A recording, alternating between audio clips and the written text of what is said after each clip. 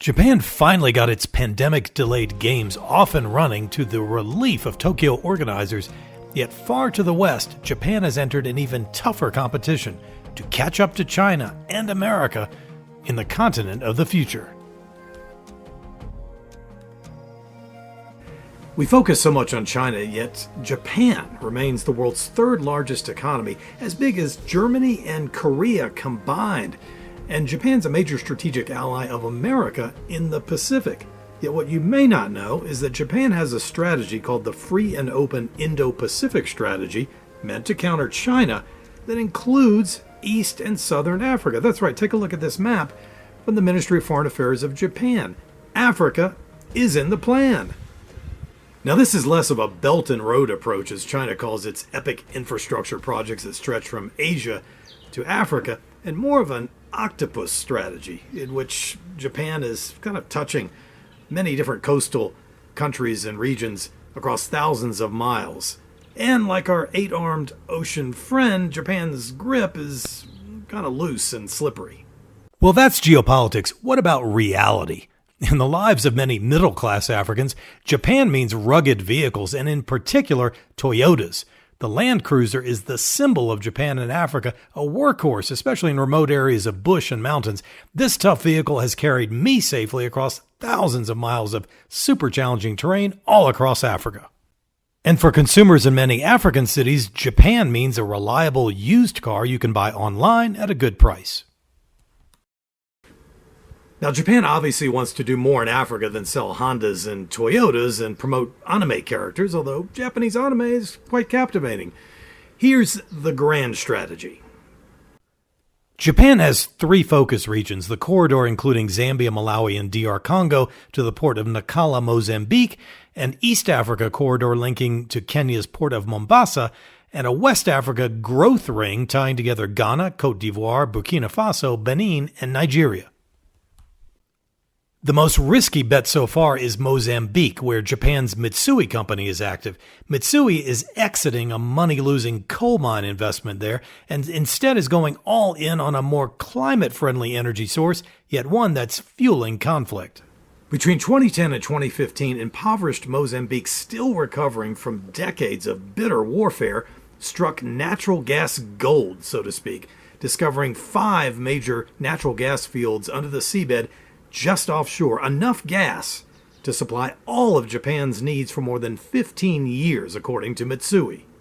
All is not well in far northern Mozambique, where this energy treasure is located. Pirates are on the loose. Islamist insurgents have carried out lethal attacks in the past year onshore, where international workers live.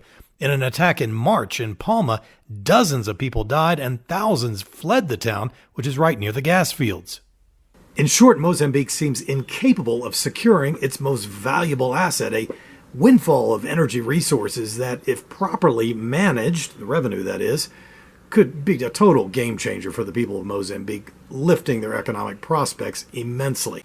Now soldiers from Rwanda have joined the fight, trying to stop the insurgents from moving inland and taking more territory. Japan is no stranger to Africa's challenges. For decades, Japan's government has built roads, bridges, and hospitals in partnership with African governments. Japanese 20-somethings have worked as volunteers in African communities in a program very similar to America's Peace Corps.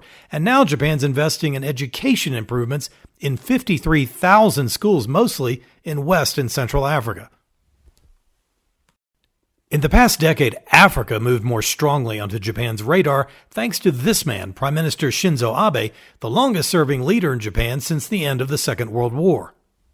Abe pushed a private sector-driven strategy that recognized Japan was far behind China in Africa. China's two-way trade with Africa is approaching $200 billion a year, and it's about 10 times Japan's total.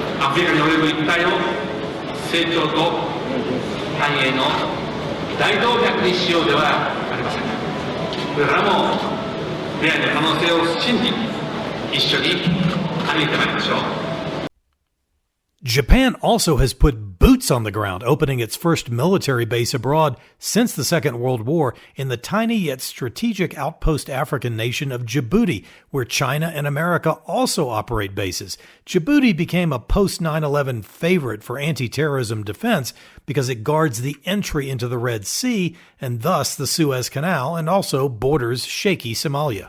Abe has gone, and this two-continent Indo-Pacific strategy is still a work in progress, yet an increasing share of Japanese companies say that Africa will become more important to their global strategies. And judging from investments ranging from solar power plants to undersea internet cables to venture capital for African startups, it does seem that Japan is waking up.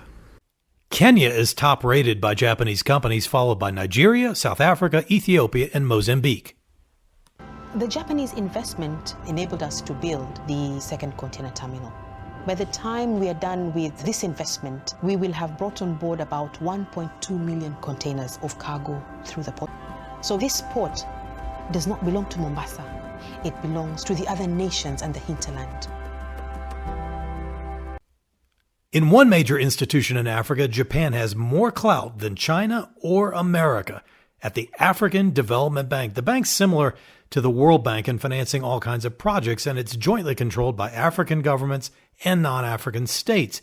Japan has the largest voting share of any non-African member and the second biggest voting share overall behind Nigeria.